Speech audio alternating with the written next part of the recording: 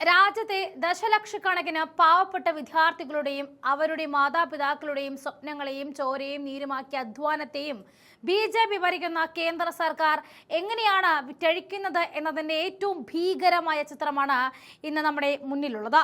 രാത്രി മുഴുവൻ ഉറക്കമൊഴിച്ച് പഠിച്ച് ഡോക്ടറാകാൻ കൊതിച്ച് പരീക്ഷ എഴുതിയ നമ്മുടെ മക്കളുടെ കണ്ണീരിന് മുകളിലൂടെയാണ് ഈ കേന്ദ്ര സർക്കാരും NTA എന്ന കുംഭകോണ ഏജൻസിയും ചിരിച്ചുകൊണ്ട് നടന്നുപോയത്. മെഡിക്കൽ പ്രവേശന പരീക്ഷയായ നീറ്റ് UGയിൽ എന്ത് സംഭവിച്ചു എന്നതിനെക്കുറിച്ച് സുപ്രീം കോടതിയിൽ കേന്ദ്ര സർക്കാരും സോളിസിറ്റർ ജനറൽ തുഷാർ മേത്തയും നൽകിയ ആ വിശദീകരണങ്ങൾ കേട്ടാൽ ആരുമെന്ന് അത്ഭുതപ്പെട്ടു പോകും. CCTVയും CISF സുരക്ഷയും ഡിജിറ്റൽ പൂട്ടുകളും പാസ്വേഡുകളും കൊണ്ട് NTA തീർത്ത സുരക്ഷാ കോട്ടകളെക്കുറിച്ച് വലിയ വർത്തമാനങ്ങളായിരുന്നു കോടതിയിൽ അവർ വീമ്പിളക്കിയത്.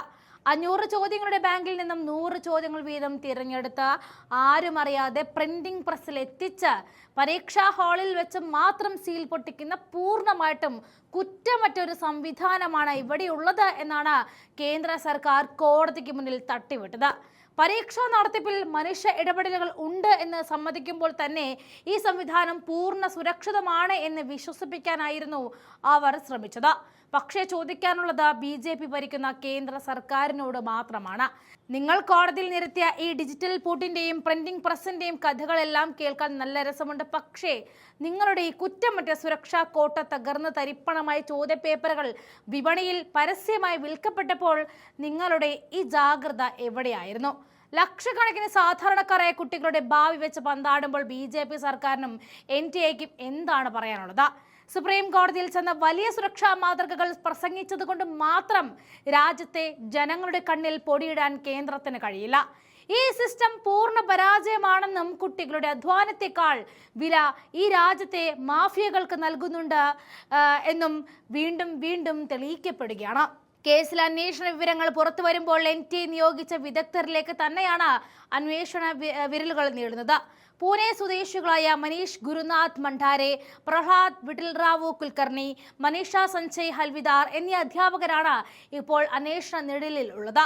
ഇതിൽ മനീഷ മണ്ഡാരെ NTA ആസ്ഥാനത്ത് നടന്ന ചോദ്യപേപ്പർ നിർമ്മാണത്തിന്റെ 4 സുപ്രധാന ഘട്ടങ്ങളിലും പങ്കാളിയായിരുന്നു എന്ന ഞെട്ടിക്കുന്ന വിവരമാണ് പുറത്തേക്ക് വരുന്നത്. കൈലാഷ് വാലിക് സൈറ്റ് 2, സൈറ്റ് 3 എന്നിങ്ങനെ ആഭ്യന്തരമായിട്ട് പേരിട്ടിരിക്കുന്ന 4 മാസ്റ്റർ ചോദ്യപേപ്പറുകളും ഒരേ സമയം കാണാൻ ഇവർക്ക് അനുമതിയും ഉണ്ടായിരുന്നു.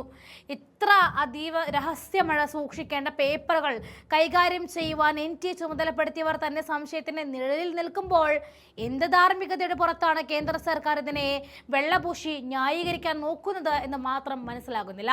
നീറ്റ് പരീക്ഷ കമ്പ്യൂട്ടർ അധിഷ്ഠിത പരീക്ഷാ രീതിയിലേക്ക് മാറ്റണമെന്നാവശ്യപ്പെട്ട് ഫൈമ ഉൾപ്പെടെയുള്ള ഡോക്ടർമാരുടെ സംഘടനകൾ സുപ്രീം കോടതിയെ സമീപിച്ചപ്പോഴാണ് കേന്ദ്രം ഈ ന്യായീകരണങ്ങളുമായിട്ട് എത്തിയത്. എന്നാൽ പരമോന്നത നീതിപീഠമായ സുപ്രീം കോടതിക്ക് മുന്നിൽ സർക്കാരിന്റെ വ്യാജ ന്യായീകരണങ്ങൾ ഒന്നൊന്നായിട്ട് പൊളിച്ചടക്കപ്പെടുകയാണ്. പരീക്ഷാ നടത്തിപ്പിലെ കള്ളത്തരങ്ങളെയും പൊള്ളത്തരങ്ങളെയും അനാസ്ഥകളെയും ചോദ്യം ചെയ്ത് സുപ്രീം കോടതി കേന്ദ്ര സർക്കാരിനെ കൃത്യമായിട്ട് പൂട്ടിയിരിക്കുകയാണ്. ചോദ്യപേപ്പർ ചോർന്നിട്ടില്ല എന്നും പരീക്ഷാ സംവിധാനം തകരാറിലായിട്ടില്ല എന്നും സ്ഥാപിക്കാൻ കേന്ദ്രം എത്ര കിണഞ്ഞു പരിശ്രമിച്ചാലും സുപ്രീം കോടതി ഉയർത്തുന്ന ചോദ്യങ്ങൾക്ക് മുന്നിൽ BJP സർക്കാർ ഉത്തരം മുട്ടുകയാണ്. ഒരു ചെറിയ തെറ്റ് പോലും ലക്ഷക്കണക്കിന് കുട്ടികളുടെ ഭാവിയെ ബാധിക്കുമെന്നിരിക്കവേ ഈ അഴിമതിക്ക് കൂട്ടുനിന്നവരെയും NTAയിലെ ഉന്നതരെയും സംരക്ഷിക്കാനാണ് കേന്ദ്ര സർക്കാർ ഇപ്പോഴും ശ്രമിക്കുന്നത്. കമ്പ്യൂട്ടർ അധിഷ്ഠിത പരീക്ഷ ആക്കിയതുകൊണ്ട് മാത്രം തീരുന്നതാണോ ഈ അഴിമതി? നിങ്ങളുടെ സിസ്റ്റത്തിൽ തന്നെ ജീർണത ബാധിച്ചിരിക്കുമ്പോൾ ഏത് രീതി കൊണ്ടുവന്നാലും ചോർച്ചയും അഴിമതിയും തുടരുക തന്നെ ചെയ്യും.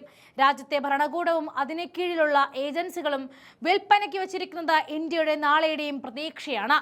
സുപ്രീം കോടതിയുടെ ശക്തമായ ഇടപെടൽ മാത്രമാണ് ഇനി ഈ വിഷയത്തിൽ ഏക പ്രതീക്ഷ.